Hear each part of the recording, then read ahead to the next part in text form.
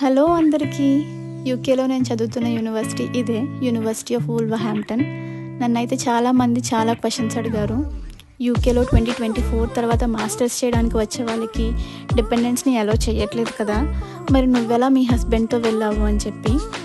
అవును, మాస్టర్స్కి అయితే డిపెండెన్స్ని అలో చేయట్లేదు, కానీ కొన్ని courses like research courses and పిహెచ్డీస్కి ఇలాంటి వాటికి డిపెండెన్స్ని అయితే అలో చేస్తున్నారు. ఆ డిపెండెన్స్ వచ్చి ఇక్కడ ఫుల్ టైం కూడా వర్క్ చేసుకోవచ్చు. సో నేను వచ్చింది మాస్టర్స్ బై రీసెర్చ్ కోర్స్కి. ఇది ఒక ప్రీ పిహెచ్డీ లాంటిది.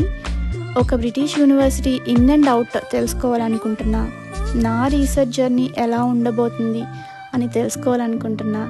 అసలు రీసెర్చ్ చేయాలంటే ఏం కావాలి, మన బ్యాక్గ్రౌండ్ ఏమై ఉండాలి అని తెలుసుకోవాలనుకుంటున్నా.